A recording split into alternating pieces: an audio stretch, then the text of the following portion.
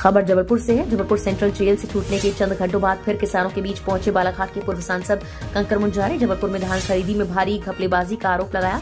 जबलपुर में अब तक हुई 30 लाख क्विंटल धान की खरीद में किया गया 3 करोड़ का घोटाला। मुंजारे ने कहा जबलपुर के अलावा बालाघाट, कटनी, छतरपुर, दमोह, सागर, पन्ना सहित अन्य जिलों में धान खरीदी में भारी घपलेबाजी का आरोप लगाया गया। प्रदेश में धान खरीदी में हो रहे घोटाले की SIT या CBI जांच की मांग की। बालाघाट से धान खरीदी केंद्र प्रभारी और कंप्यूटर ऑपरेटर से मारपीट के आरोप में जेल भेजे गए थे पूर्व सांसद कंकर मुंजारे। 27 दिसंबर को बालाघाट जिले के लालबर्रा तहसील के धपेरा मोहगांव खरीदी केंद्र में मारपीट के आरोप में गिरफ्तार हुए थे पूर्व सांसद। 12 दिनों तक जेल में रहने के बाद गुरुवार 9 दिसंबर को जबलपुर के केंद्रीय जेल से जमानत पर रिहा हुए थे पूर्व सांसद। देखिए, मैं कल शाम को सेंट्रल जेल जबलपुर से निकला हूँ जमानत पर, और मैं लगभग 12 दिनों से बंद था और एकदम झूठे आरोप मुझ पर लगाए गए थे मारपीट करने का। ये बिल्कुल असत्य है, बिल्कुल नहीं है। वहाँ CCTV कैमरा लगे हुए हैं, उसमें फुटेज है, उसमें सब मिल जाएगा।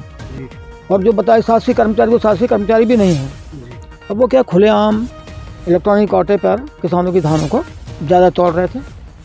40 किलो एक बोरी में तोड़नी चाहिए थी, वो तोड़ रहे थे 41 किलो, 42 किलो ऐसे तोड़ रहे थे। वो उसको पकड़ा, वो बौखला गए तो झूठी रिपोर्ट कर दी कि मारपीट की गई है जी। तो ये जो स्कैम है, ये जो घोटाला बहुत बड़ा है जी। ये अकेले बालाघाट में नहीं है जी, और पूरे मध्य प्रदेश में ये हो रहा है जी। उसमें मुख्यमंत्री निवास भी इसमें शामिल है, तो बड़े पैमाने पे घोटाला है ये जी।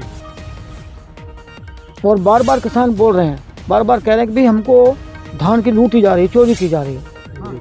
1 क्विंटल धान पर वो कम से कम 3 किलो धान जो है चोरी कर रहे हैं।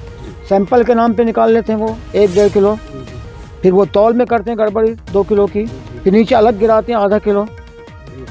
ये हम कम से कम बता रहे हैं आपको, तो ये सब दूर कर रहे हैं।